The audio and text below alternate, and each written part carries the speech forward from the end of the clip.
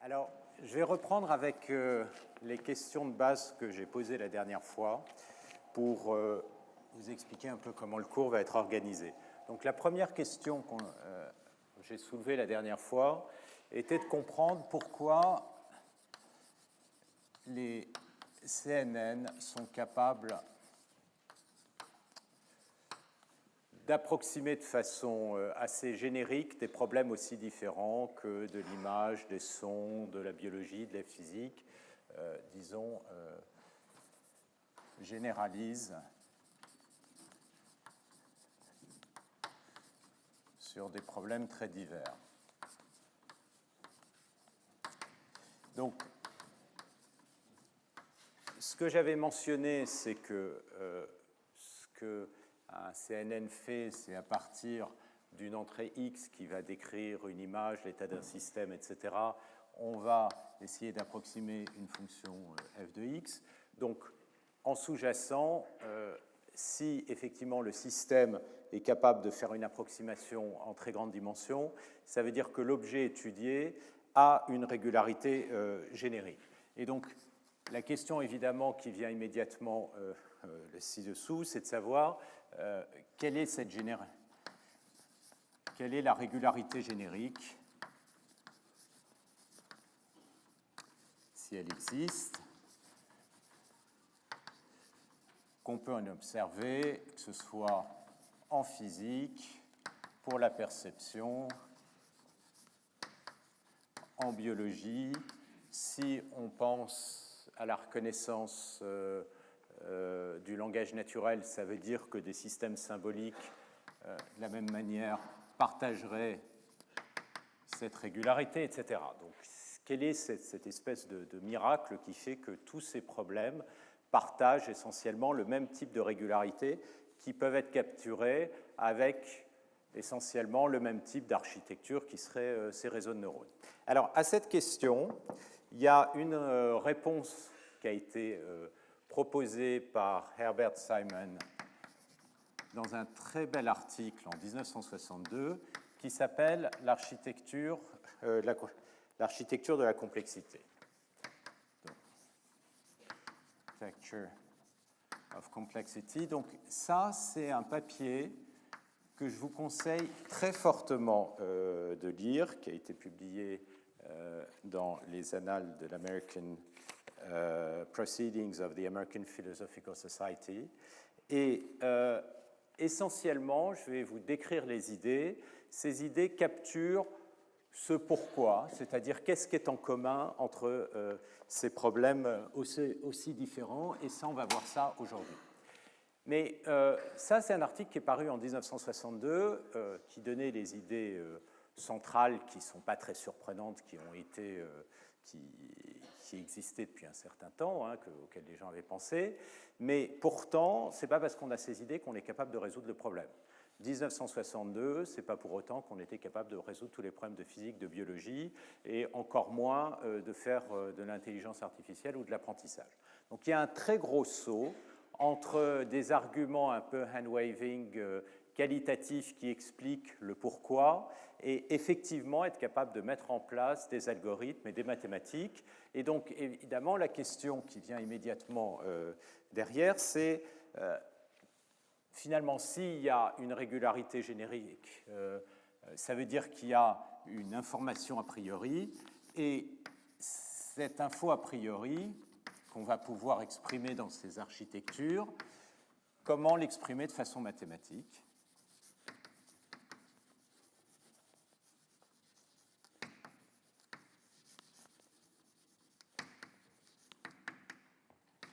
Et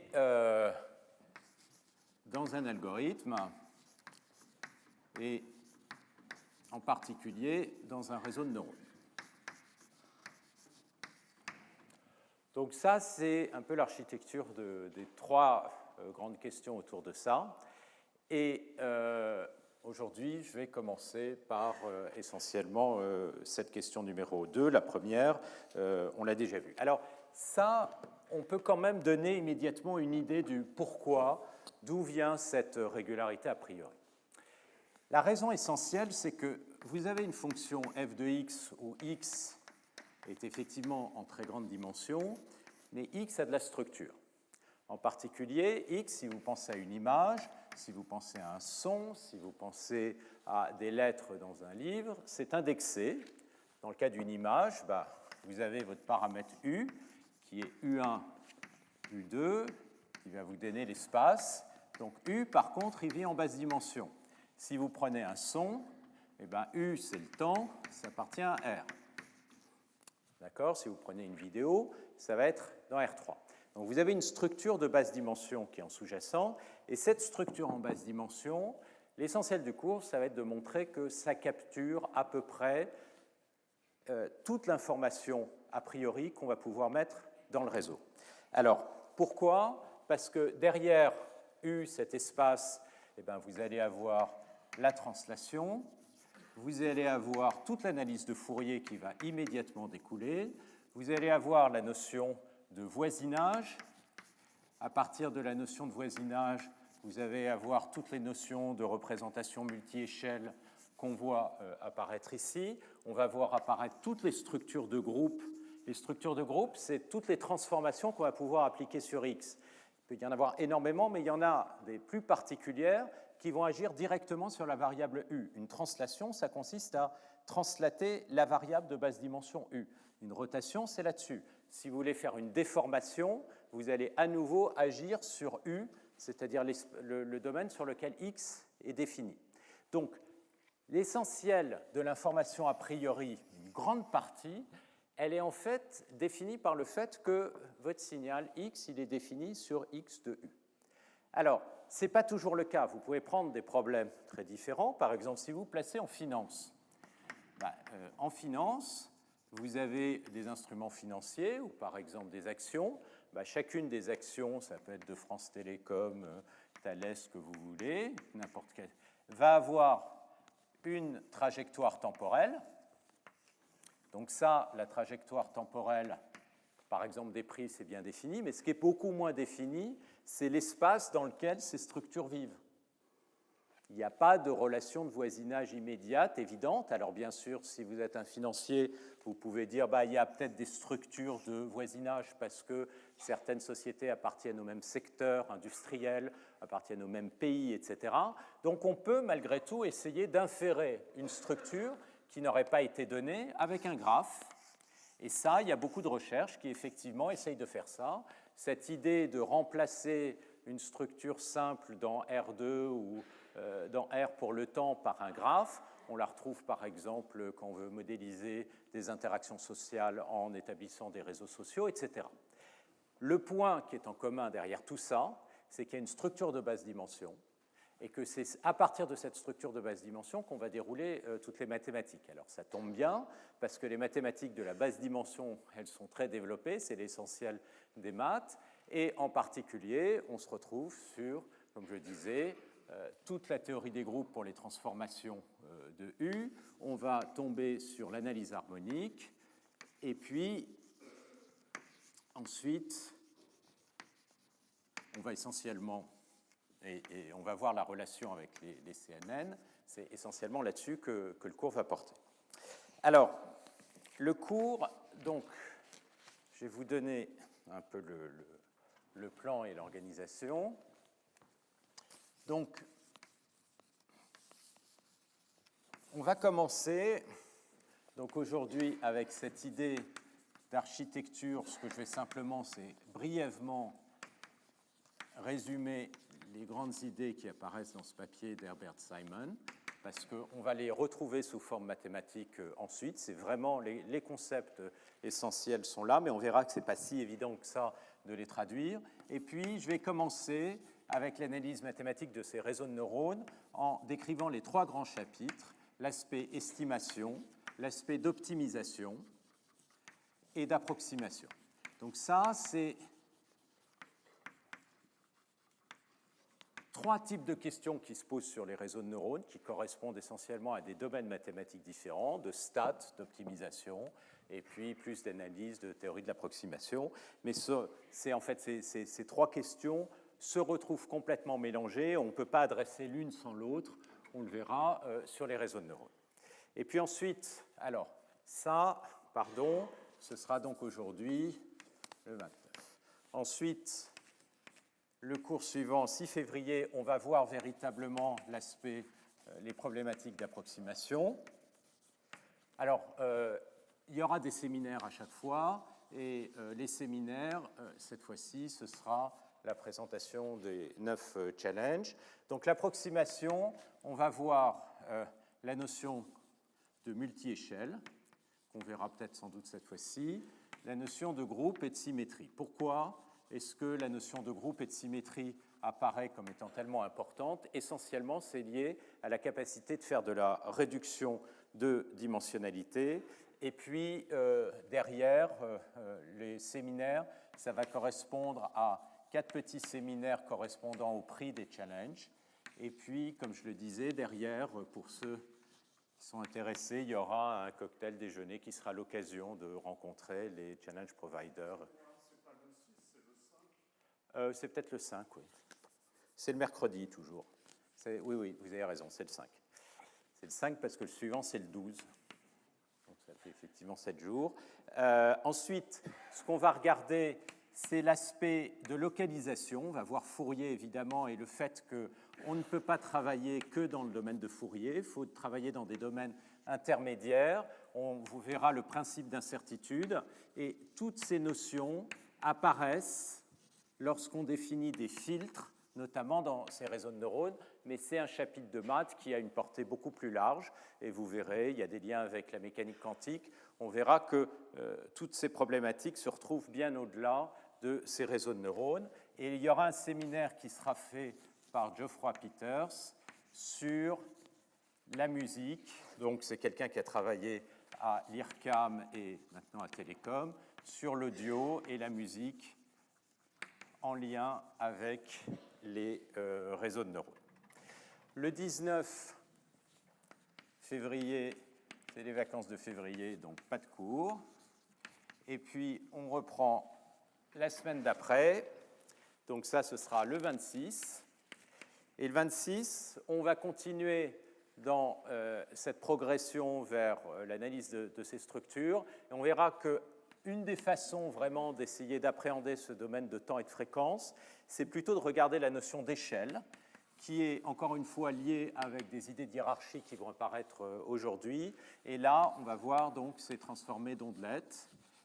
Et avec ça, ce que je voudrais, c'est introduire les bases de la perception auditive, parce que vous verrez, c'est assez impressionnant à quel point c'est très similaire à ces mathématiques, dans l'oreille, dans la cochlée. Vous avez des choses qui ressemblent à une transformée en ondelette, et il y a des raisons qui sont liées à tout ça. Et alors, le séminaire, alors je suis désolé, il y aura une inversion entre la perception auditive et visuelle. Là, ce sera un séminaire par Simon Thorpe sur la perception visuelle. Ceci étant, vous verrez, il y a beaucoup de points communs. Ensuite, le 4, donc ça, ce sera le 4 mars. On verra les transformés en ondelettes pour les images. Donc là, j'appellerais ça diadique, parce que les échelles sont plutôt des puissances de 2. Et là, c'est lié aux notions de bande filtre. Et ça, c'est beaucoup plus lié aux cascades de filtres, encore une fois, qu'on voit dans les CNN. Et le lien avec les invariants, et notamment les invariants sur des difféomorphismes. Et le séminaire qui sera fait derrière sera fait par Gilles Weinrieb sur des réseaux de neurones interprétables pour le médical, domaine médical. Donc, eux se sont posés évidemment dans le cas du domaine médical. Vous n'avez pas simplement besoin d'avoir des résultats, mais des résultats explicables à des médecins. Et c'est une start-up qui a développé des très jolies techniques et publié dans Nature un bel article qui explique une approche pour faire ça. Alors ensuite, le 11, on va regarder à nouveau la perception visuelle qui aura été introduite et le lien avec ces transformés en ondelettes, avec ces notions d'invariants et des formes non linéaires de transformés multi-échelles, on appelle du scattering en ondelettes. Et le séminaire sera fait par Shihab Shamma. Et là, ce sera la perception à nouveau auditive. Donc les dernières avancées sur la perception auditive. Et donc lui est un neurophysiologiste qui fait des expériences à l'Université de Maryland et l'École normale supérieure pour capturer les réponses neuronales au niveau du cortex auditif A1 et A2. Donc il nous décrira tout ça et surtout les modèles mathématiques en lien avec ce dont on a parlé. Et le dernier cours sera le 18 mars. Donc on verra des applications sur images, son, chimie quantique et surtout les limitations de toute cette approche qui essentiellement est basée sur l'expression mathématique d'une information a priori qu'on rentrerait dans le réseau. On verra que ce n'est pas du tout suffisant pour comprendre les performances des réseaux de neurones. Et en particulier, ça, ce sera montré par Édouard Oyalon dans le séminaire, qui montrera que l'apprentissage de la représentation, c'est quelque chose d'indispensable. Et donc, il faut allier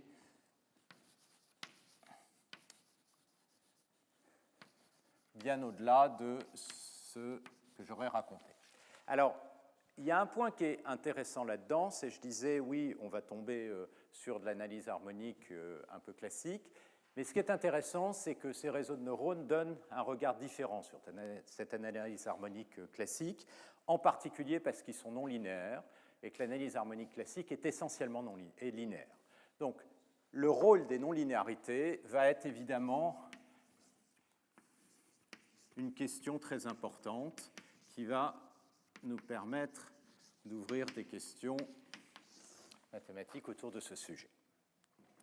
Alors, dernier point, donc, avant de commencer sur cette architecture de la complexité, c'est l'organisation du cours. Je répète juste pour les élèves de master qui ne l'ont pas fait qu'il faut qu'ils s'inscrivent auprès de dominique.bidois@collège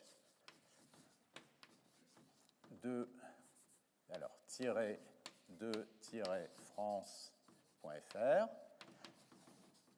en donnant votre nom, votre prénom et le nom du master. Pour ceux qui veulent valider le cours dans le cadre d'un cours de master, je vous demanderai de n'avoir pas plus que 2 absences et je mettrai des petites feuilles. La raison aussi est simple, c'est que vous êtes très nombreux et que si vous validez le master, vous passez un oral et on ne peut pas faire passer 500 €.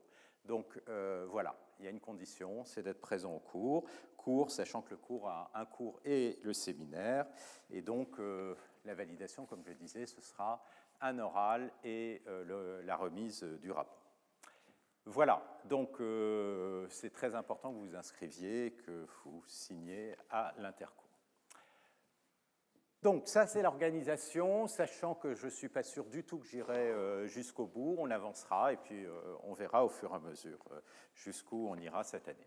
La question par laquelle je voudrais commencer, c'est cette fameuse question posée par Herbert Simon, qui est l'architecture de la complexité. Est-ce que ça existe? Est-ce que ça peut être défini? Et donc je précise la date 1962 parce que c'est un moment qui correspondait au développement de ce qu'on appelle la cybernétique. Et cet article est vraiment dans la continuation de la cybernétique. Donc, qu'est-ce que c'est que la cybernétique? C'est une approche, peut-être la première approche des systèmes complexes et d'une certaine manière de la notion d'intelligence qui a été introduite par un mathématicien qui s'appelle Norbert Wiener. Et donc ça, c'était, on avait au moment des conférences de Macy qui étaient en 1947. Et Norbert Wiener, c'est vraiment un mathématicien extraordinaire parce qu'il a créé des domaines entiers, aussi bien en maths appliquée, dans le domaine des applications, qu'en maths pure. En maths pure, ce sera la mesure de Wiener, le bruit blanc, toutes les probabilités se sont essentiellement construites à partir de cette construction du premier processus aléatoire qu'on appelle donc cette mesure de Wiener. En analyse harmonique, il a eu un impact très profond. Et puis, du côté des applications, c'est lui essentiellement qui est à l'origine des premiers résultats du traitement du signal et du contrôle. Et du contrôle, alors ça a été motivé pendant la guerre par les problématiques de poursuite pas avec des radars des avions.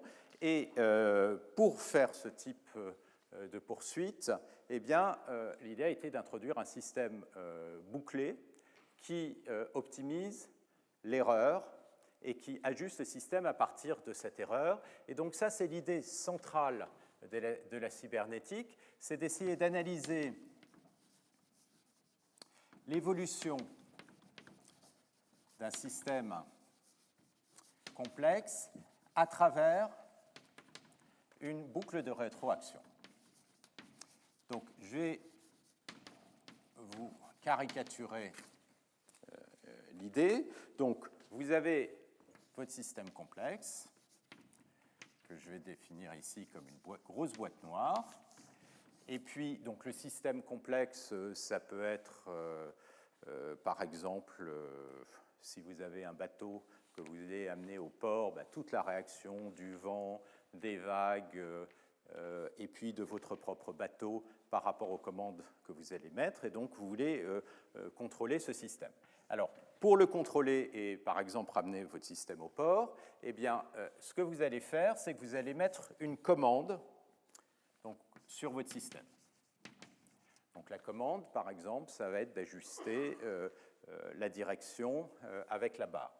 Et puis, donc, cette commande, vous allez la contrôler avec des informations qui vont vous être données par un senseur.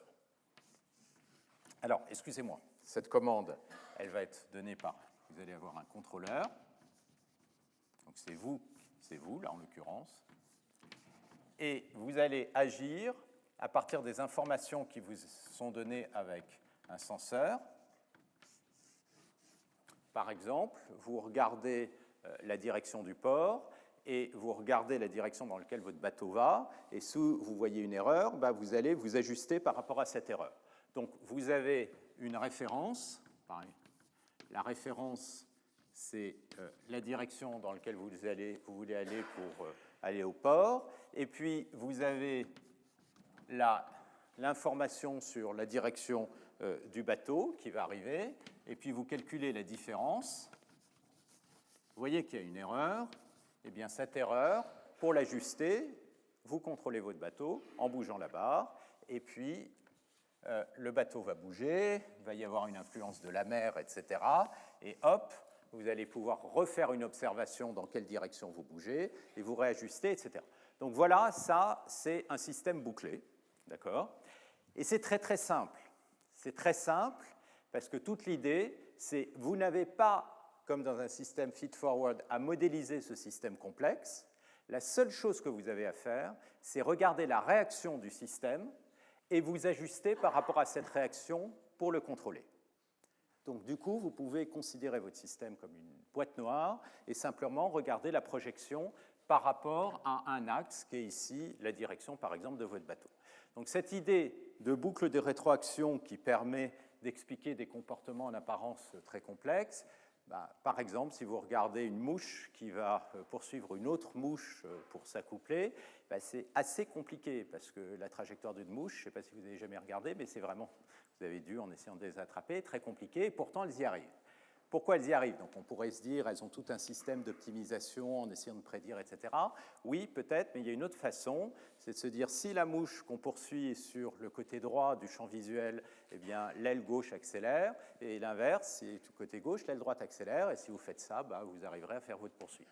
Si vous regardez des mouvements très complexes de foule, vous pouvez, ou de bancs de poissons, etc., vous pouvez avoir des comportements en apparence très sophistiqués qui peuvent être expliqués simplement en regardant les réactions de chacun des personnes, des agents, par rapport à son voisinage très direct, et puis le voisinage bouge, et vous réagissez, etc. Donc ce sont des systèmes bouclés Et évidemment, un des grands systèmes bouclés, c'est tout simplement l'évolution, puisque chacun des agents va survivre et donc va réagir par rapport à son environnement. Et toute l'analyse darwiniste a été, d'une certaine manière, réanalysée, reprise par la cybernétique.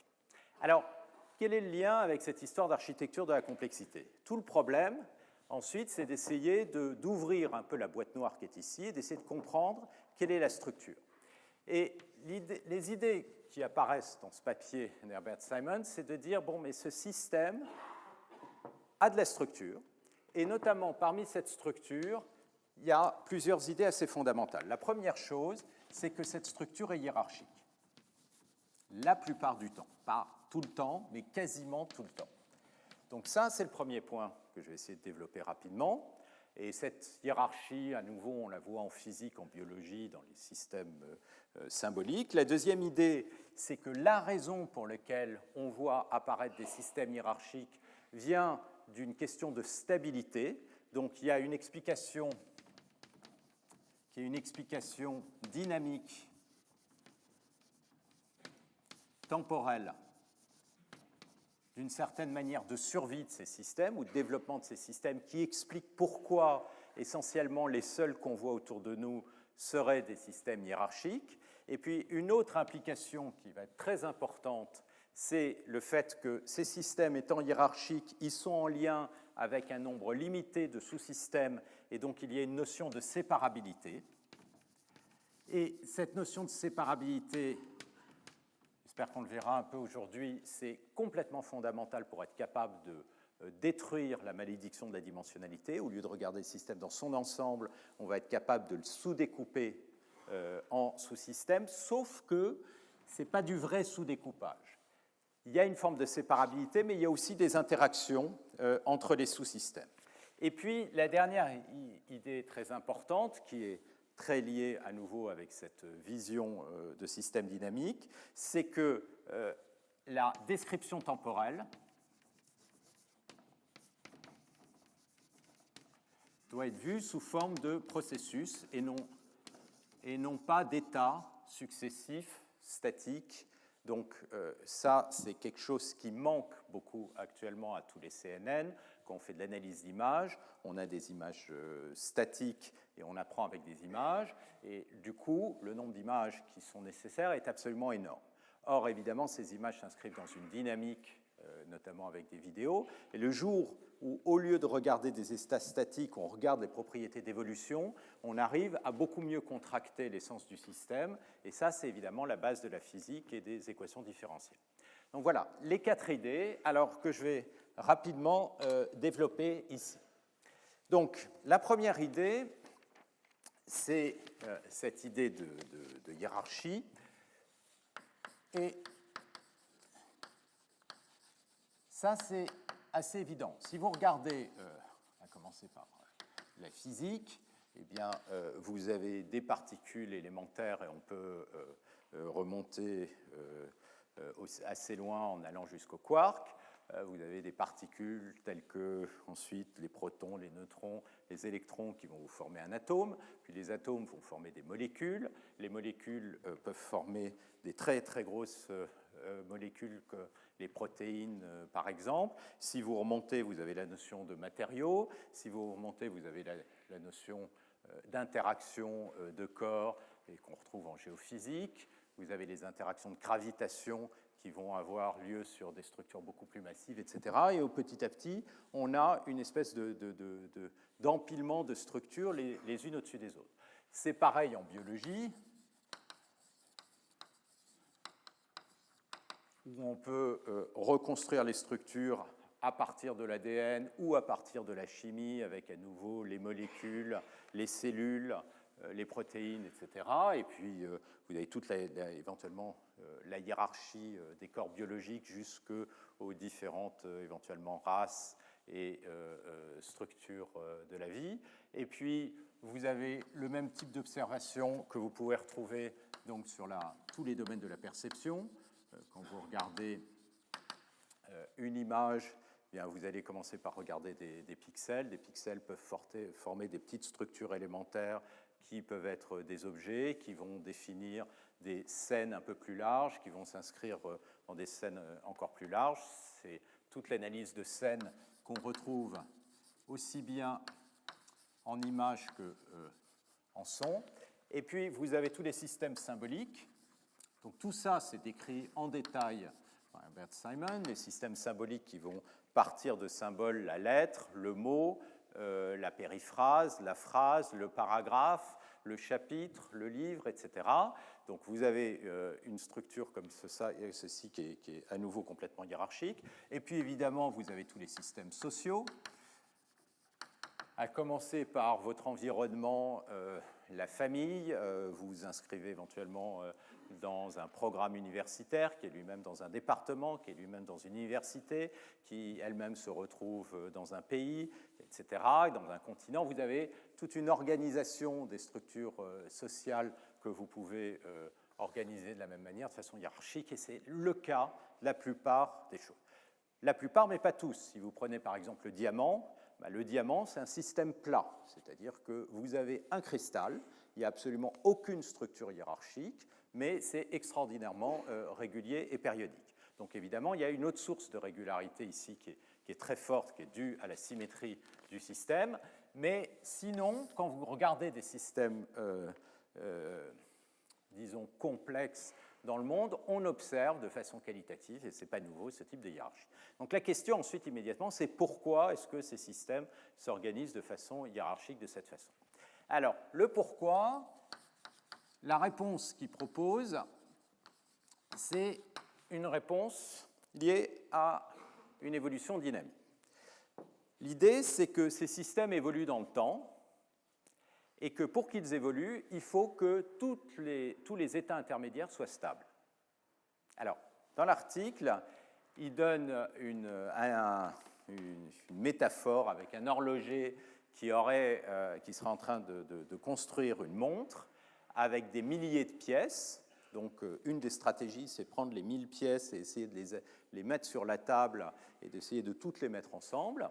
Simplement, si l'horloger a des clients qui l'appellent de temps en temps au téléphone, il doit s'arrêter, décrocher, et hop, toute la structure s'effondre. Une autre stratégie, c'est de dire, OK, la montre a des sous-structures qui sont organisées par peut-être une dizaine de pièces, puis il assemble les 10 pièces, et s'il est dérangé au téléphone, eh bien, il peut laisser ces 10 pièces, répondre au téléphone, puis mettre une autre structure, etc. Donc ça, c'est une image qui évidemment qu'on comprend bien dans une structure sociale, eh bien, on voit des évolutions et vers des empires de plus en plus larges. Mais avant d'arriver au stade de l'empire, eh bien, il y a eu l'organisation en famille, en tribus, et puis en structure géographique un peu plus large, etc. On voit bien cette évolution dans les différents domaines. Et donc, l'explication, c'est une explication de stabilité d'évolution qu'il propose. Alors, ensuite, donc on peut essayer d'analyser la taille de ces structures d'une certaine manière. Une des propriétés quand vous avez une structure hiérarchique, c'est que vous avez un span d'éléments sous-jacents et le nombre de structures qui est en relation va être limité. Si vous prenez, en fonction des propriétés du système, si vous prenez par exemple une molécule en chimie, un atome, eh bien un atome, pour établir un lien chimique, un lien covalescent, a besoin d'échanger un électron. Donc le nombre de liens qu'il va établir dépend du nombre d'électrons qu'il a, qui est totalement limité. Vous-même, vous êtes capable d'avoir typiquement dans une structure sociale, disons dans une société, une dizaine, quinzaine de collaborateurs maximum avec lesquels ou de personnes avec lesquelles vous travaillez. Alors je sais que sur les réseaux sociaux, vous avez peut-être potentiellement 400 amis, mais sur les 400 amis, il n'y en a peut-être pas 400 avec qui vous interagissez vraiment. Donc il y a une limitation qui fait que le nombre de sous-structures avec lesquelles vous interagissez est finalement assez limité. Et où sont les interactions fortes ? Les interactions fortes sont à l'intérieur des structures. et vous avez des interactions qui sont beaucoup, disons, relativement plus faibles entre les structures. Alors, interaction forte, si vous pensez par exemple à votre famille, ça veut dire quoi? Ça veut dire que quand vous allez avoir une dynamique, la dynamique haute fréquence, ce qui va bouger très vite, c'est à l'intérieur des structures. D'accord? Donc ça va être les hautes fréquences de l'évolution temporelle, parce que c'est là que vous avez les forces, cette interaction très forte. On le voit bien dans les atomes avec leur capacité de vibration très rapide. Mais vous avez aussi une dynamique qui est beaucoup plus lente, et la dynamique lente, elle est essentiellement influencée par les interactions entre ces structures aux différentes échelles. Et donc, une des grosses difficultés de tous ces modèles, c'est que, évidemment, ce que tout le monde imagine quand on décrit un système hiérarchique, c'est de décrire ça sous forme d'arbre. Et ça sera par exemple l'arbre de hiérarchie dans une société où les arbres de différentes espèces, ça ne marche pas la plupart du temps, où c'est beaucoup trop simple, parce qu'évidemment, il y a des structures horizontales. Et donc, vous avez des boucles, et donc tout ça, vous avez des interactions entre toutes les structures qui arrivent en même temps, et ça, c'est une des très grosses difficultés, une grosse limitation de toutes les structures qui ont été développées hiérarchiques à base d'arbres, essentiellement jusqu'à maintenant, pour essayer d'utiliser ces notions de hiérarchie. Et puis, donc, ça, c'est cette notion de séparabilité dont je parlais, c'est le fait que ces structures, elles ont une interaction très forte en interne, mais à travers les différents éléments, elles ont une forme d'autonomie, mais en même temps, elles ont une interaction. Donc c'est une séparabilité, mais c'est, disons, ce que j'appellerais ici une séparabilité faible, qui rend la chose, évidemment, difficile à analyser. Et puis, il y a un autre point qui apparaît, c'est le fait que vous avez des formes de symétrie. Alors, je vais la mettre dans séparabilité. Et de structures élémentaires, liées à ces structures élémentaires.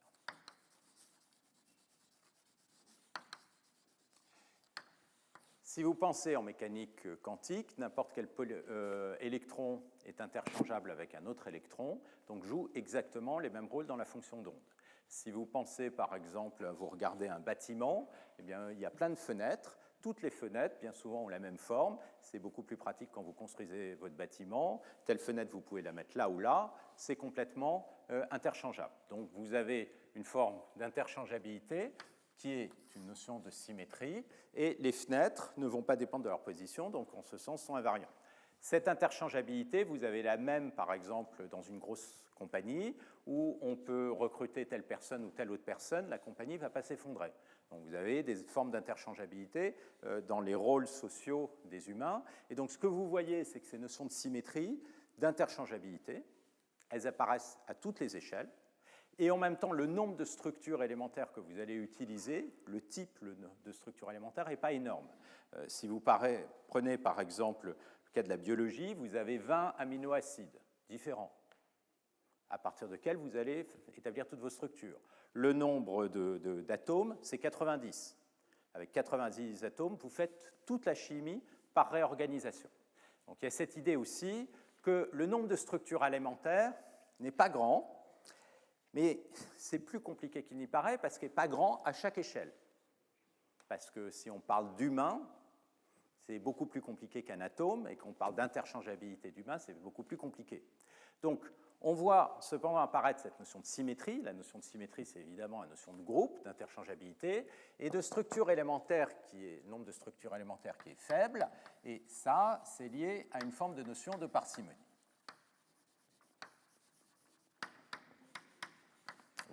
C'est recherche de structure élémentaire. Donc, et puis, on voit donc apparaître les notions de hiérarchie, et donc les questions de multi-échelle, qu'on va relier à ces ondelettes. Le dernier point dans ce papier, c'est la description temporelle. Alors, la description temporelle, il y a deux approches, caricaturalement. il y a une approche par état. Donc, vous décrivez l'état de votre système à un temps t, et puis, si vous prenez un autre temps, eh bien, c'est un autre état. Donc ça, c'est typiquement, vous prenez vos photos de vacances et vous les regardez les unes après les autres, dans l'ordre, dans le désordre, ça vous donne une idée de vos vacances. Bon, c'est bien, mais si jamais vous voulez avoir beaucoup de détails, il vous faut un nombre de photos absolument énorme. Donc, il y a une autre façon, évidemment, de décrire le système, c'est à travers l'évolution du processus. Et ça, c'est l'idée fondamentale de la physique, notamment, c'est que vous allez regarder l'opérateur d'évolution, qui, éventuellement, si vous avez de la chance, est un opérateur linéaire, et vous aurez une condition initiale, et le système est entièrement décrit par son opérateur d'évolution. Et le point central de tout ça, c'est que, évidemment, la description la plus économique, c'est à travers l'opérateur d'évolution, c'est la recherche du chemin d'une solution quand on essaye d'analyser un problème, et ça, c'est l'objet fondamental sur lequel on doit normalement s'attacher.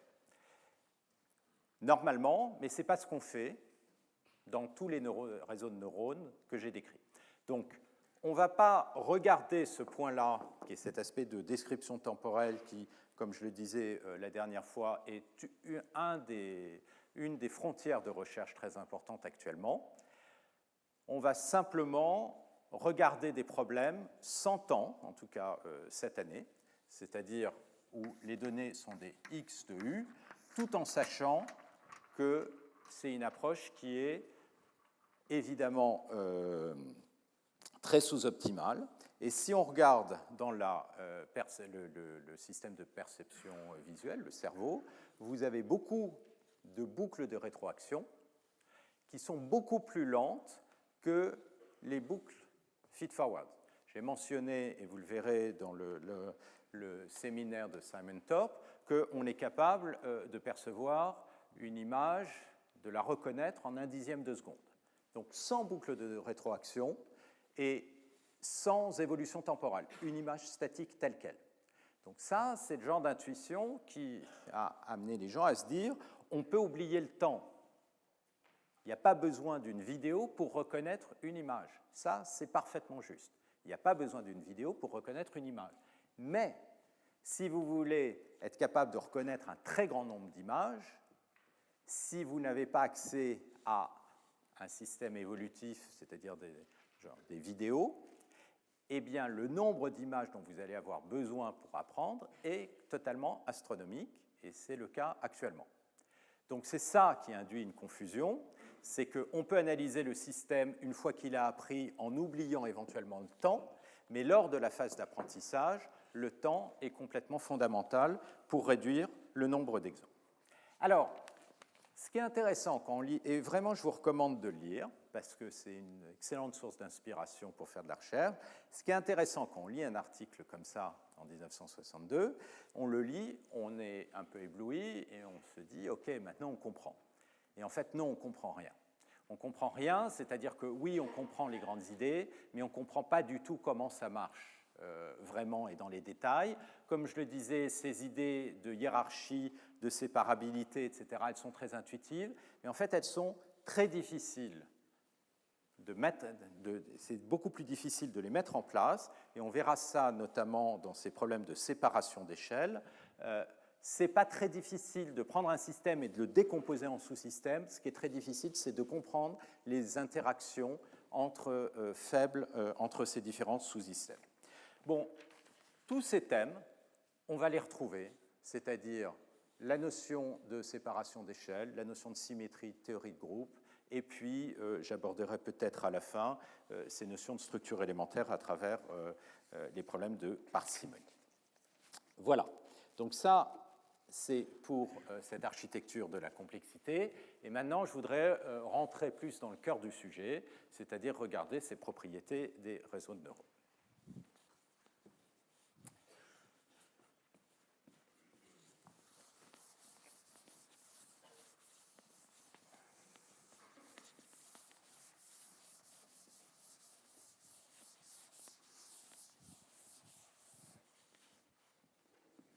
Alors, d'une certaine manière, on peut voir ces réseaux de neurones comme une forme de programme pour mettre en place ce qui est décrit dans ce papier d'Herbert Simon, et c'est vraiment dans la même lignée, c'est-à-dire c'est vraiment issu de cette idée de la cybernétique. L'apprentissage d'un réseau de neurones est un apprentissage en boucle fermée sous forme de bouclée d'erreur. Vous regardez l'erreur du système et puis vous updatez les poids en fonction de l'erreur du système.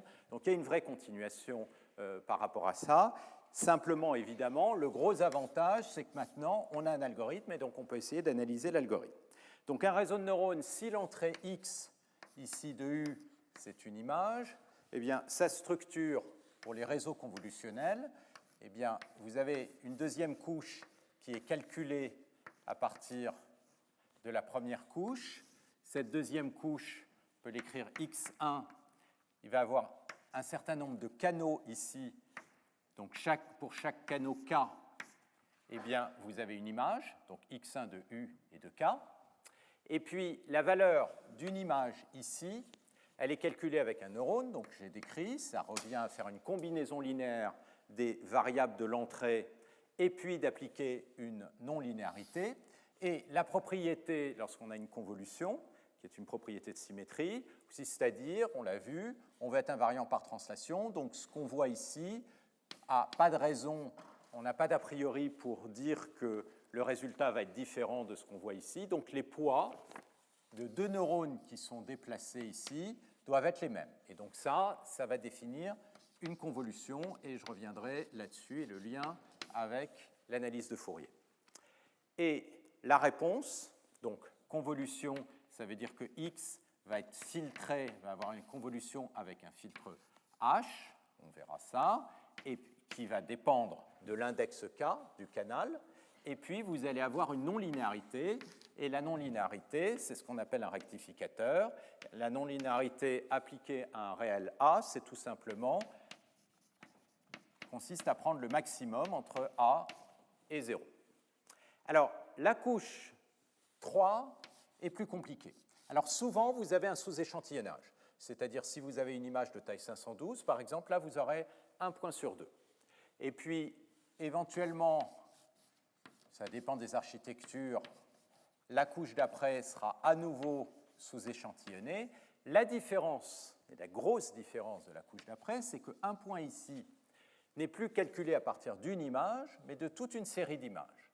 Donc, dans chacune des images, vous allez avoir un petit voisinage à partir duquel vous allez appliquer un filtre. Et donc, si vous voyez ça en 3 dimensions, vous allez avoir, comme ceci, un espèce de cube de données qui, par combinaison linéaire, va vous donner une valeur ici. Et lorsque vous bougez cette valeur, si vous placez ici, eh bien, vous allez avoir un nouveau cube de données qui va être ici, qui va être tout simplement translaté. Ça, c'est l'invariance par translation. Donc, vous allez avoir une convolution spatiale, mais à travers les canaux, vous allez recombiner ces convolutions spatiales pour avoir une valeur. Et puis, si vous prenez une autre valeur ici, eh bien, vous allez avoir un nouvel opérateur qui va à nouveau être défini par ces cubes de données. Donc, vous voyez que le nombre de variables qui va correspondre à un filtre par image pour chacune des sorties des images ici va devenir très grand. Donc, on verra ça plus en détail. Vous avez ainsi vos différents canaux, et puis ensuite, ça se répète jusqu'au dernier canal. Et donc là, vous avez votre représentation finale de la dernière couche qui va être accumulée linéairement pour vous donner la réponse y tilde, qui est une fonction de l'entrée x, et cette fonction dépend de tous les paramètres du réseau. Et donc, ces paramètres, c'est quoi? C'est les opérateurs linéaires qui vous ont emmené de là à là, qui sont des opérateurs de convolution, etc. Et le relu, la non-linéarité étant toujours la même, ce n'est pas un paramètre du système, donc les paramètres sont donnés par toutes les matrices ou tous les opérateurs linéaires qui vous amènent d'une couche à la suivante. D'accord? Donc vous avez excusez-moi, il n'y en a pas deux, si vous avez un système avec P couches, ça c'est la Pème couche, vous en avez P. Donc vous avez un très grand nombre de paramètres. Et alors, si on analyse ça en termes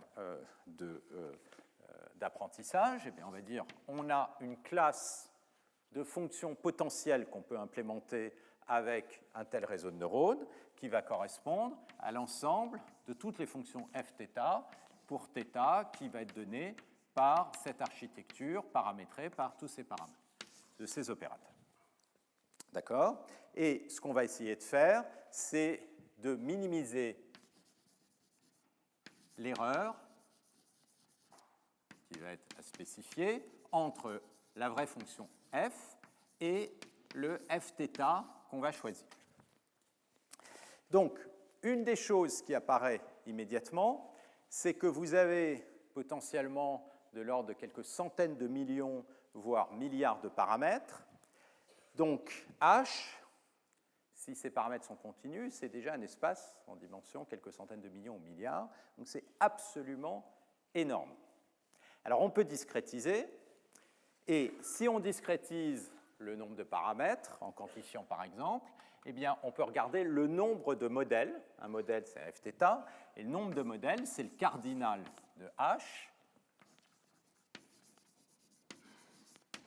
Et la complexité de l'ensemble de ces modèles, voire comme le log du nombre de modèles, c'est en quelque sorte le nombre de bits dont vous avez besoin pour spécifier un modèle. Et dans le cas d'un réseau de neurones, ça peut être en apparence absolument énorme. Alors, pour essayer de comprendre les maths qui sont derrière, il y a disons, 3 grands domaines. Le premier domaine, c'est d'analyser l'estimation.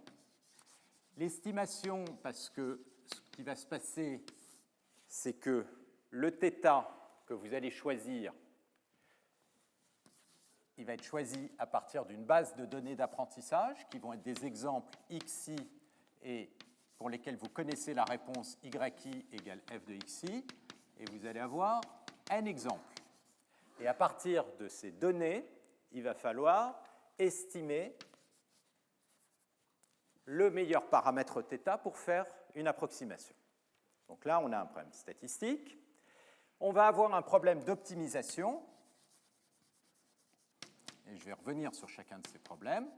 L'optimisation, ça va consister à essayer de minimiser l'erreur en configurant les paramètres à travers éventuellement une descente de gradient. Et le dernier problème, c'est le problème d'approximation.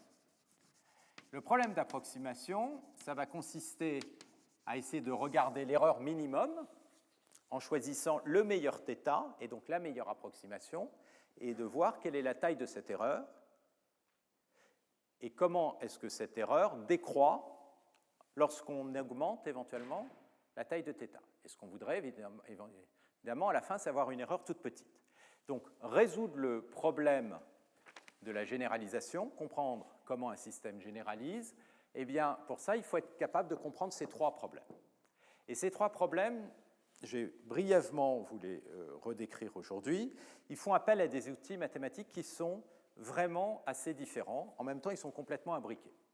Donc, ce qu'on voit dans la communauté de recherche en machine learning, c'est que bien souvent, elle est assez scindée. D'un côté, vous avez des statisticiens qui vont plutôt s'attacher aux problèmes d'estimation, construction des estimateurs. De l'autre côté, vous avez des optimiseurs dont le rôle, ça consiste à voir quand est-ce qu'un algorithme, lorsque va pouvoir converger vers le minimum de la fonction de coût, éventuellement grâce à des propriétés de convexité ou non-convexité. Et puis, vous avez des gens qui font de la théorie de l'approximation, qui se posent la question suivante. J'ai une fonction f. Quelle est la taille de la classe qu'il me faut au minimum pour être capable de l'approximer avec une erreur epsilon? Et ça, initialement, c'était 3 communautés qui ne se parlaient pas du tout. Ce domaine a fait que ces 3 communautés ont commencé à se parler, et on va commencer par là. En particulier, le problème d'estimation et d'optimisation, ils ne peuvent pas être vus indépendamment l'un de l'autre lorsqu'on étudie un problème comme ça, mais de façon très générale, c'est vrai en machine learning. L'optimisation est devenue très proche les problèmes d'estimation et d'optimisation sont devenus très proches en machine learning. Alors, je vais commencer par ça, avant de me concentrer sur les problèmes d'approximation pour bien spécifier le contexte dans lequel on se place quand on fait de l'apprentissage.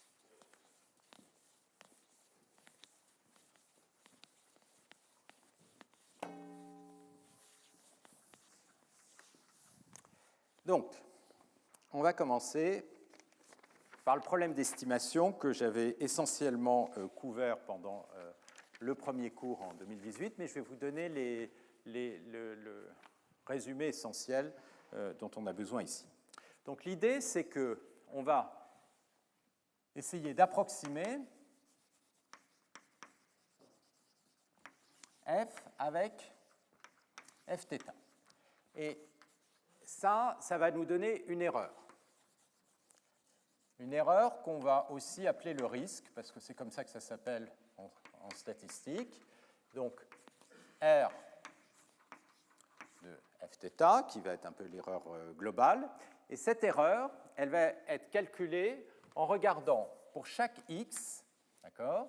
Pour chaque x, j'ai une prédiction fθ de y, ce que par exemple mon réseau va me donner. Donc, je vais regarder l'erreur entre fθ de x et y, et je vais le quantifier avec fonction r, qui est la fonction de risque. Alors, par exemple, si vous vous intéressez à un problème de régression où y est une valeur réelle, eh bien, par exemple, l'erreur fθ de x et de y, ça peut être tout simplement la différence entre fθ de x et le réel y. Donc, si y est un élément de R au carré, ça peut être tout simplement l'erreur quadratique. Si on fait de la classification, ce sera différent, je reviendrai là-dessus, mais d'une façon générale, vous avez un risque, et lorsque vous avez la présentation des challenges, à chaque présentation, les gens vous expliquent, voilà, pour mon problème, la mesure, la quantification de l'erreur, elle va être donnée avec telle fonction, qui est une fonction qui dépend de la valeur prédite et de la vraie valeur. D'accord ? Et donc, le risque que vous voulez minimiser, eh bien, ça va être l'erreur moyenne, c'est-à-dire le minimum du risque pour tous les couples XY qui suivent une certaine distribution de proba. Donc vous avez une distribution jointe pour tout x qui est une donnée particulière. Vous avez un y, éventuellement s'il est unique. Si vous êtes dans un cadre probabiliste, éventuellement il peut y en avoir plusieurs. Éventuellement vous en avez si le nombre de réponses est variable. Mais vous avez xy à une certaine densité de probabilité. Vous voulez minimiser le risque minimum. Donc le problème, il est bien défini. Ce qu'on voudrait, c'est minimiser le risque et donc trouver, autrement dit, θ étoile, c'est le θ qui va minimiser ceci. Ça, c'est la configuration optimale du système.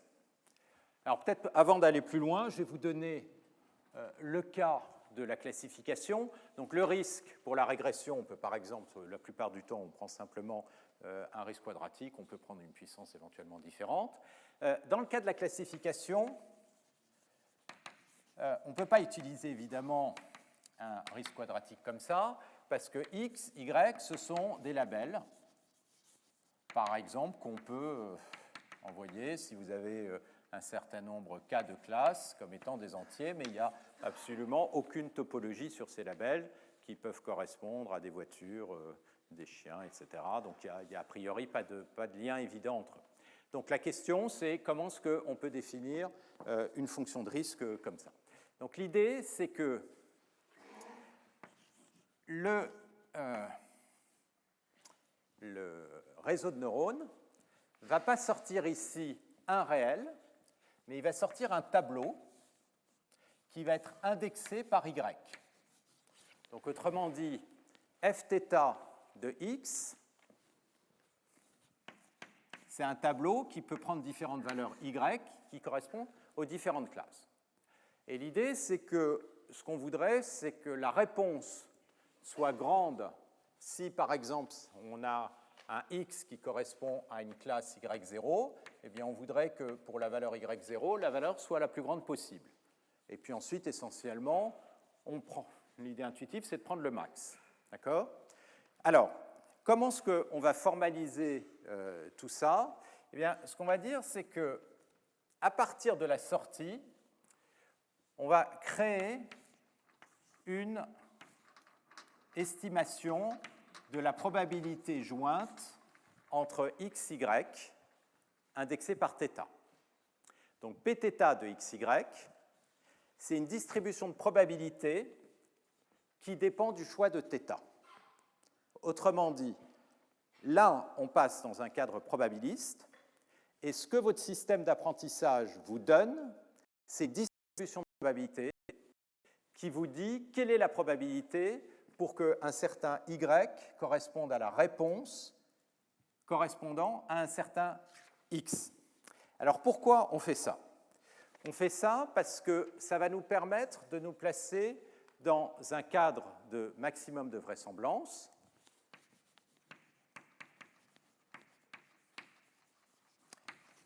qui est basé sur l'idée suivante.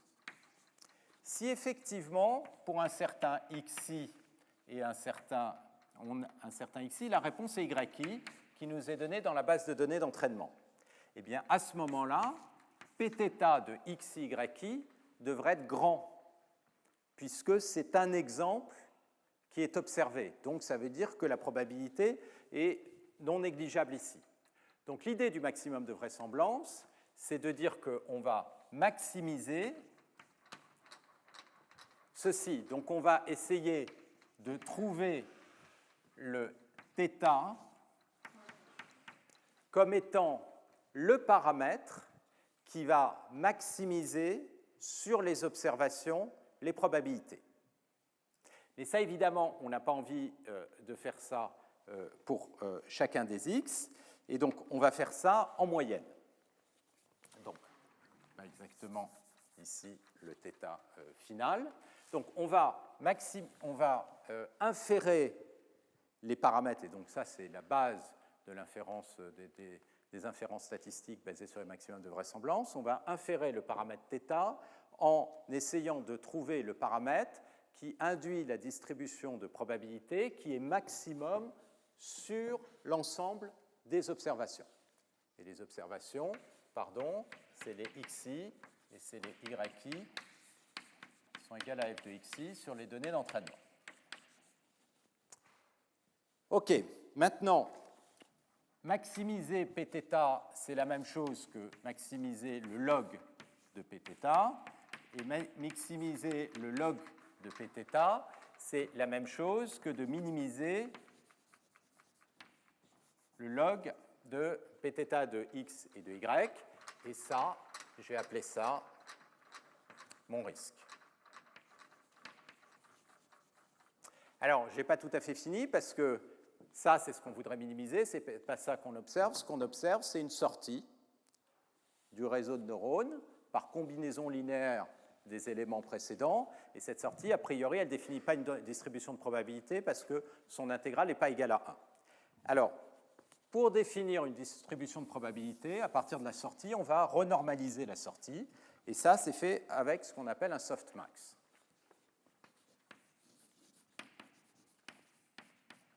Donc,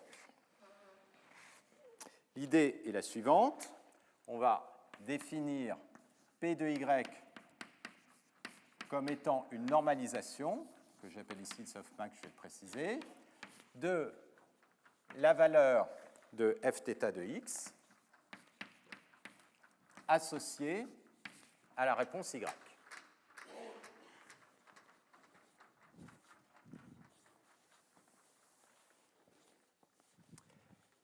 Alors, ceci, comment on va le calculer? D'une façon générale, si j'appelle Z, pour que ce soit un peu plus simple au niveau des notations, la sortie du réseau de neurones, donc j'ai un Z de Y, c'est un tableau, le softmax de Z, c'est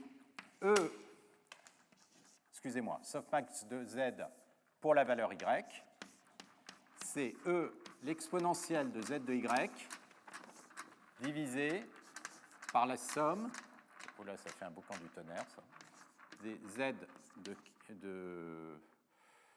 de m, disons, sur tous les m.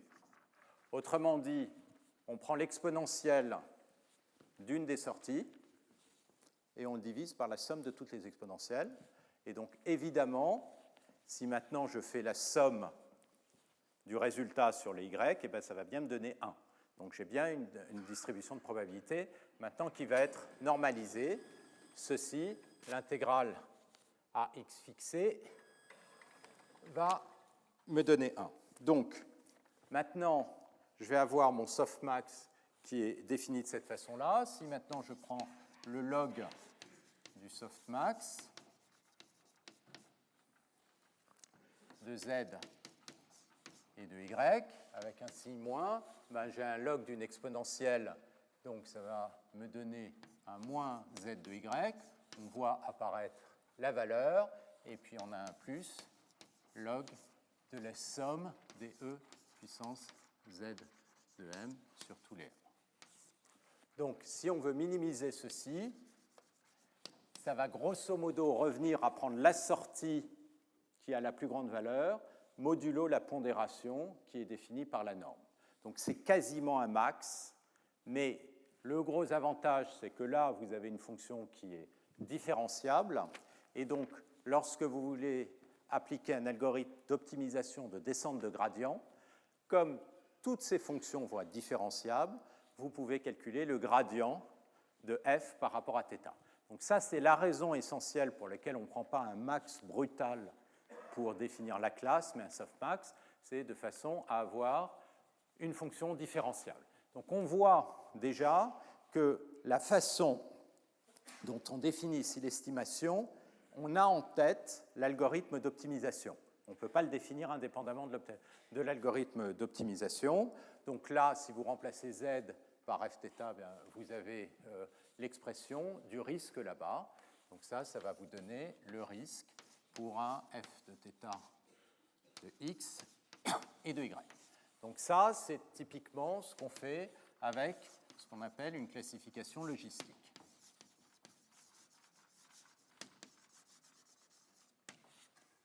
OK ? Donc voilà comment on définit un risque. Alors maintenant, je vais revenir sur mon problème de départ. Le problème de départ, c'est qu'on n'est pas capable de calculer l'espérance sur tous les x et y idéales que j'ai là-haut. Tout ce qu'on est capable, c'est de calculer une moyenne empirique avec les exemples. Donc, qu'est-ce que je vais faire avec mon algorithme? C'est que je vais calculer une valeur approchée de la vraie espérance, et la valeur approchée, je vais la calculer en prenant une somme sur toutes les données d'entraînement, et c'est-à-dire je vais remplacer l'espérance par une somme pondérée de 1 à n des risques des sorties pour une donnée xi et une sortie y. Donc là, on est en plein dans les stats, parce que qu'est-ce qu'on est en train de faire?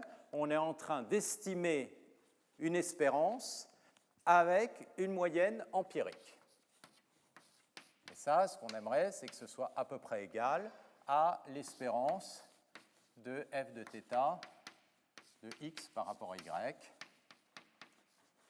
D'accord? Et ça, c'est le risque. Donc, il faut contrôler cette erreur d'estimation. Et en particulier, maintenant, qu'est-ce qu'on va faire? On va prendre ce R tilde, c'est-à-dire ce risque empirique, et on va calculer le θ tilde, qui est le minimum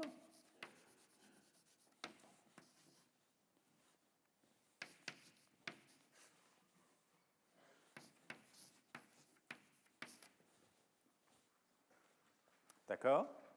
Et toute la question, ça va être de voir en quoi est-ce que ce θ tilde est différent du θ optimal, et surtout en quoi les risques sont différents. Donc le θ optimal, c'est celui qui va minimiser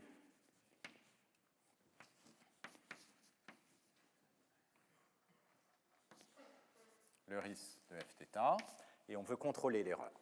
Alors, la première chose pour contrôler l'erreur, on va regarder, et donc je vais l'écrire rapidement avec une proposition, on va regarder comment ceci se compare avec le risque minimum, et le risque minimum, c'est celui-ci. Excusez-moi, ce n'est pas ceci qui va nous intéresser, ça c'est le risque minimum, mais une fois qu'on a le θ tilde, le risque de généralisation c'est celui-là. Alors, je répète. J'ai une approximation du risque empirique. J'ai une approximation du risque moyen. En moyennant tous mes exemples, et ça va me donner un risque empirique. Ce risque empirique va me permettre de calculer la solution optimale par rapport à ce risque empirique. Mais évidemment, ensuite, ce que je vais vouloir faire, c'est prendre des exemples de tests qui ne sont pas dans les données d'entraînement. Donc, ce qui m'intéresse vraiment, c'est l'erreur de généralisation, c'est-à-dire l'erreur moyenne par rapport aux paramètres que j'ai pris sur toutes les données possibles. Donc, ce que je veux contrôler, c'est R, ce risque pour le bon paramètre relativement au risque optimal. Alors, qu'est-ce que je sais? Ce que je sais, c'est que le risque que je vais obtenir avec le paramètre empirique, il est forcément plus grand que le risque minimum, puisque celui-là, je l'ai obtenu en choisissant le θ qui minimise le risque. Ce que j'aimerais avoir, c'est une borne supérieure. Et donc ça, c'est tout le problème de l'estimation, c'est de trouver une borne supérieure, ici, plus une erreur. Alors, il y a une première observation, c'est de dire l'erreur, elle va être plus petite que 2 fois le max sur θ de l'erreur entre un risque fθ et son approximation empirique R tilde de fθ. Alors, ça, je vais le montrer, ça se montre en une ligne. Changer juste secret. Donc, ce qui nous intéresse, c'est de calculer R de fθ tilde moins R de fθ. D'accord? Donc, pour faire ça, on va introduire, donc ce que je peux contrôler, c'est le risque empirique pour f de θ tilde. Donc, je vais l'introduire, le risque empirique de f de θ tilde. Comme je l'ai soustrait, je vais le réadditionner. Et puis ensuite, je vais regarder le risque empirique sur R, sur la vraie valeur optimale, que je vais rajouter, ça ne change rien, c'est mon but, et à la fin, je vais soustraire R de fθ étoile. D'accord? Alors, ici, j'ai la différence entre RR et R tilde pour θ tilde. Donc ça, c'est plus petit que le max du risque à θ entre R et R tilde. Le deuxième terme que j'ai ici, c'est la différence entre le risque empirique R tilde et le vrai risque, et cette fois, θ égale à θ étoile. Ça reste plus petit que le max sur θ de R de f de θ moins R tilde de f de θ. Le troisième terme, c'est la différence entre le risque empirique pour le θ tilde optimal moins le risque empirique pour un autre θ, qui se trouve être le θ étoile. Mais comme θ tilde minimise ce risque empirique, ça, c'est toujours négatif. Donc, ceci va être plus petit que la somme des deux max, plus ceci. D'accord? Ça, c'est la démonstration. Donc, qu'est-ce que vous voyez? Vous voyez que quand on remplace le paramètre appris on remplace le paramètre optimal par le paramètre A', on va avoir forcément une erreur qui est plus grande, mais cette erreur, en fait, elle dépend de l'erreur quand on approxime le risque par le risque empirique pour n'importe quel θ. Donc, autrement dit, elle dépend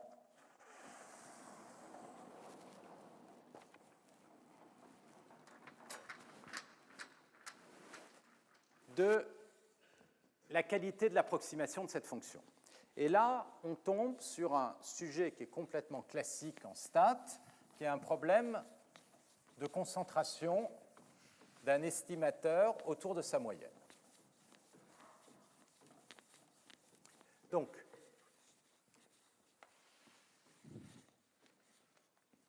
je ne suis pas sûr que c'est une bonne idée de ramener ce tableau. Je vais le remonter, pardon. Une des manières de voir cette équation ici, ça revient à dire que l'erreur totale d'estimation, ça va être une espèce d'erreur minimum qui va être une espèce de biais minimum qu'on ne peut pas réduire. Et ça, c'est un terme de variance qui est dû au fait qu'il y a une fluctuation due à l'estimation. Alors, le problème qu'on a maintenant, c'est qu'on est en train d'approximer une fonction RF de θ qui en fait est une espérance,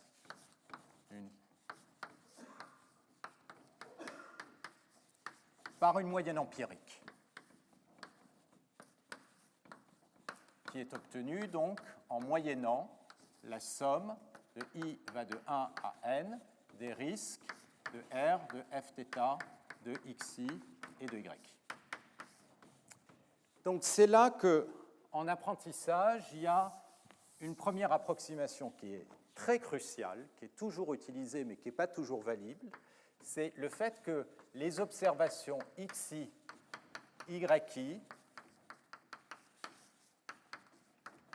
sont indépendantes.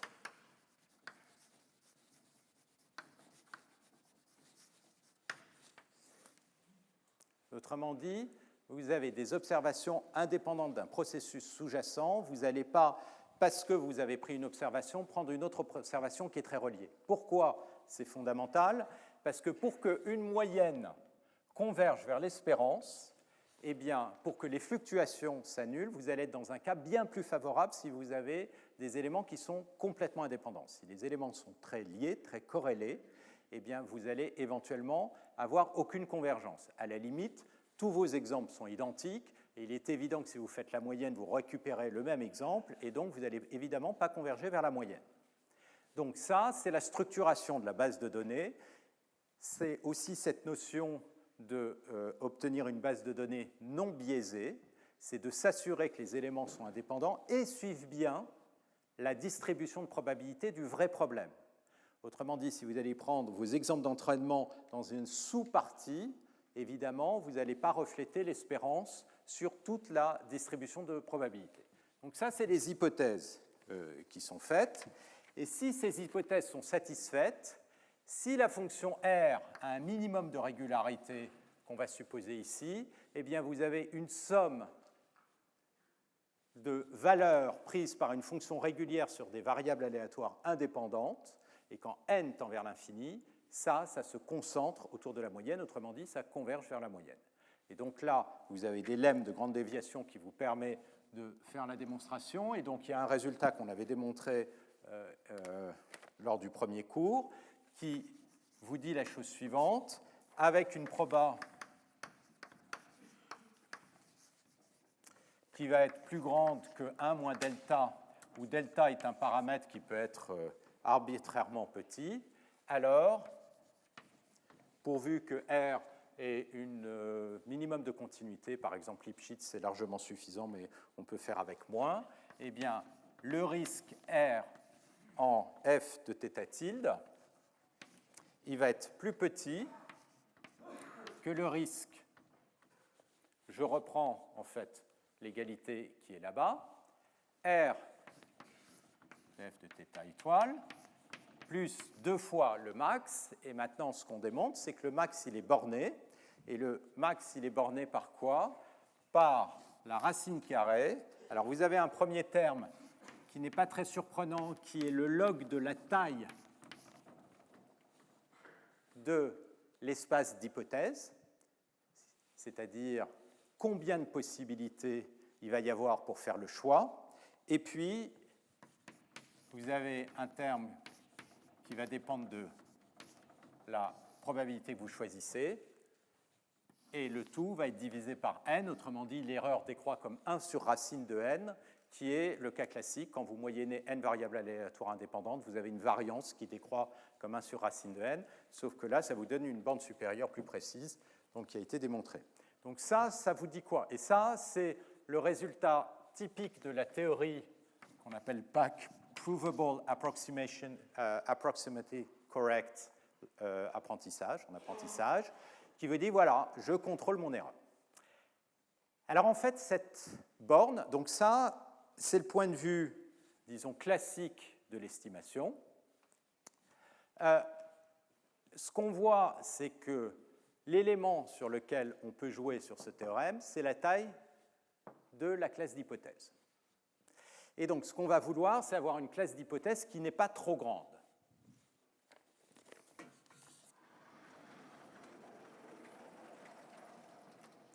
Une classe d'hypothèse qui n'est pas trop grande, de manière à ce que log du module de θ, c'est en quelque sorte le nombre de paramètres sous-jacents, le cardinal de la classe, donc le log de la valeur absolue de h que j'ai écrit là-haut, c'est en quelque sorte le nombre de paramètres sous-jacents de la classe. Donc ça, encore une fois, on l'avait vu. Mais ce qui est important, c'est de garder en tête le trade-off, le dilemme entre le biais et la variance. Si j'augmente la taille de ma classe d'hypothèse en ayant un réseau qui est beaucoup plus grand, qu'est-ce que ça va faire? Eh bien, je vais avoir un risque, c'est-à-dire une erreur totale qu'on peut voir comme l'erreur de biais, le biais de modèle, c'est-à-dire l'approximation du meilleur modèle. Eh bien, cette erreur, typiquement, on s'attend à ce qu'elle décroisse comme ça, parce que plus je mets des paramètres, plus je vais être capable de minimiser d'avoir une approximation qui décroît. Seulement, si j'augmente h, ce que ceci vous dit, c'est que l'erreur de variance, autrement dit entre le risque pour la valeur estimée et le risque minimum, et d'une manière générale, c'est vrai pour tout θ, parce que c'est vraiment sur le max de θ qu'on a vu ça, et bien ça va augmenter. Et donc, encore une fois, théorie un peu classique vous dit il y a un point idéal, c'est au moment, comme ce qu'on veut, c'est minimiser la somme des deux, ça va être à peu près là où ça se croise, ça va être la taille assez optimale pour minimiser l'erreur totale. Donc il faut un modèle a priori pas trop grand et un modèle a priori pas trop petit. Alors, je continue dans cette veine qui n'est pas tout à fait la veine des réseaux de neurones, mais je reviendrai là-dessus. La question, c'est comment on limite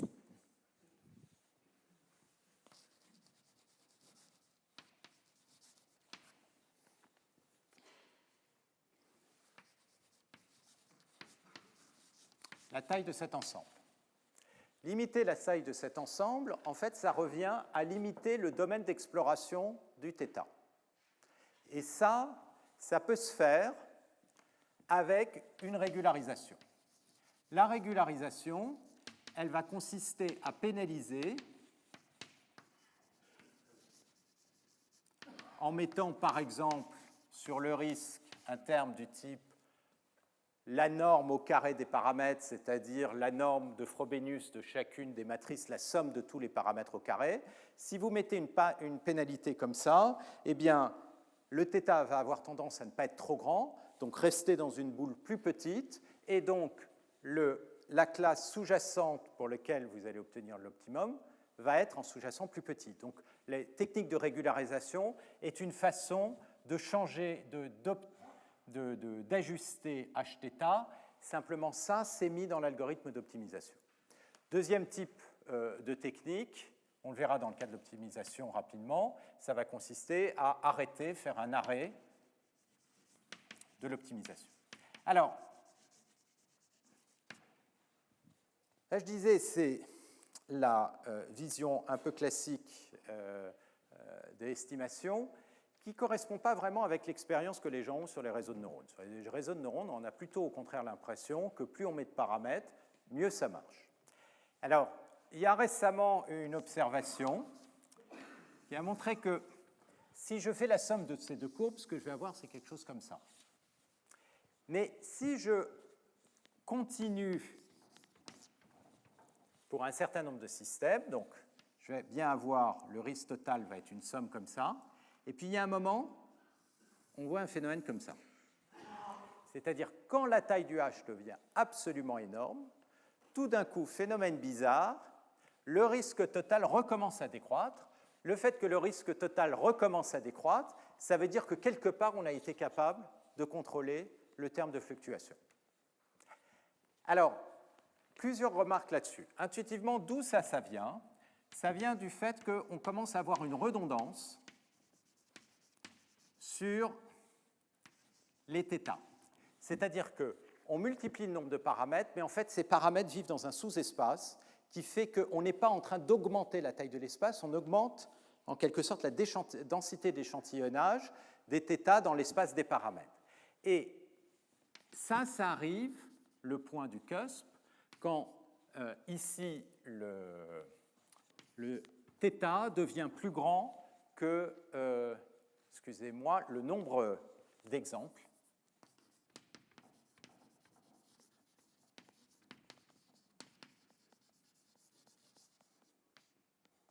Non.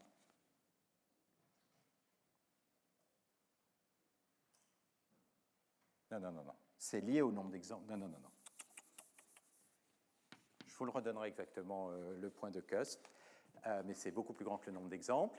Et dans le cas de problèmes comme ImageNet, on n'est pas là. On est de ce côté-là. On n'est pas de ce côté-là. Donc, ces résultats récents sur cette double slope, ces courbes comme ça, sont super intéressants, mais ne semblent pas expliquer le comportement de réseaux comme ImageNet, parce que, et je reviendrai sur cette taille pour la spécifier, parce qu'il semblerait qu'on soit sur la partie gauche. Mais ce qui se passe, c'est que dès que les paramètres ne sont pas indépendants, on a un comportement qui est beaucoup plus compliqué. Le deuxième point qui rend l'analyse du réseau de neurones beaucoup plus compliquée, et je vais terminer là-dessus, c'est la façon dont il est optimisé.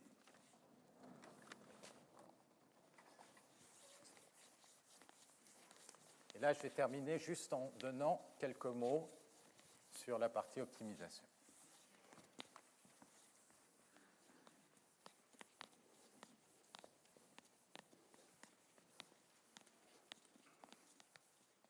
Comment est-ce qu'on va trouver ce θ qui minimise l'erreur d'estimation?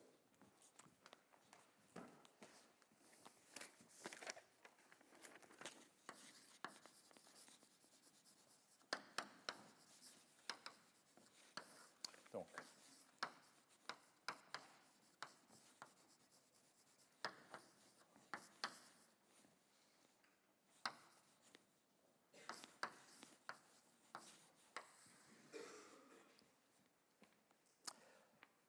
pour ça, on a une fonction de coût qu'on calcule à la sortie, qui est une fonction qui est différenciable par rapport à l'entrée et par rapport aux variables θ. Donc, ce qu'on fait, c'est une descente de gradient. Alors, la descente de gradient, donc ça, on a vu ça la dernière fois, plutôt l'année dernière, c'est plutôt une descente de gradient stochastique. La seule différence, c'est que quand on évalue l'erreur empirique, normalement, qu'on veut minimiser, c'est la moyenne sur tous les exemples. Donc, somme de i égale 1 à n.